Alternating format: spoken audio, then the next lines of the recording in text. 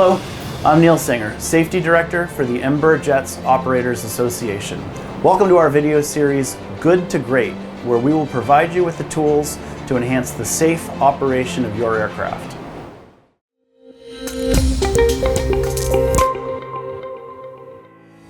Let's take a look in the ECTS Phenom 100 and 300 simulator at some landing tips to help with more smooth, even braking during the landing rollout.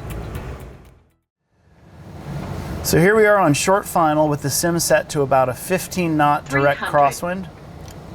This is set up for a situation where I see pilots experience what's sometimes called the Phenom shuffle, where they get asymmetric braking unintentionally applied and they end up getting out of sync with the braking and oscillating back and forth across the center line. So what's really important is that as we are on the landing rollout, to get even braking, we're going to continue applying aileron into the wind. So here we are at VREF and 50 feet across the threshold. We're going to bring the power to idle. We're going to kick out that crab, hold aileron in, and here's what's really important. At this point, a lot of pilots relax the aileron on the rollout. We're actually going to slowly increase the aileron into the wind.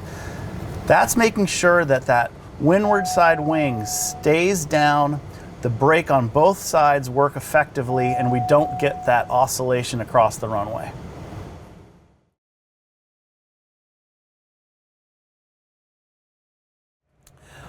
A technique that I see contribute to poor directional control on landing is foot position. So if a pilot lands with their heels on the ground, then they may be in a position to manipulate the rudders well during the final portion of the flare and rollout, but then once they want to start braking, they have to move their feet. It's extremely difficult to maintain a certain amount of rudder input while you're also sliding your feet up. And then further, if they only slide their feet up just enough to reach the brakes, they start applying brakes.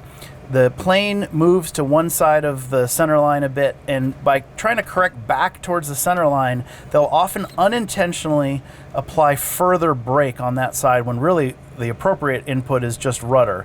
Now they've created an overcorrection back towards the center line. They'll try to correct back.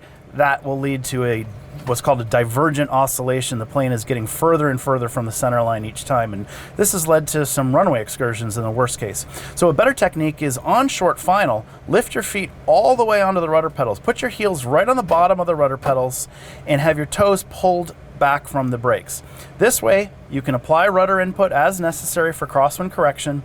When you land, you can smoothly and immediately apply the brakes without having to move your feet at all. If you start getting a divergence from the center line, it's very easy with your feet in this position to apply the brakes and more evenly maintain brake pressure while you apply rudder to correct, and you're not getting into this asymmetric braking condition that easily gets out of control. A further benefit of this is whether we're doing a takeoff or a landing, if you have to apply a strong rudder input for an engine failure, you're in a mechanically much better position to push hard on that rudder as necessary with your heel up on the bottom of the pedal.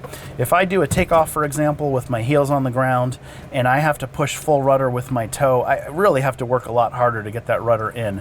And if I have to do an aborted takeoff, of course, I have to now move my feet up and apply the brakes. Whereas if I start my takeoff roll with my heels here, my toes pulled back, I can quickly do an aborted takeoff, or if I have an engine failure after a V1, I'm again in a stronger position to apply the rudder as necessary.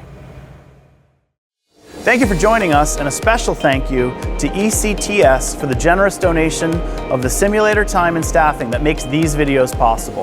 Fly safely and look for more videos soon. And if there's a topic you'd like to see us cover, please send an email to safety@ejoa.aero.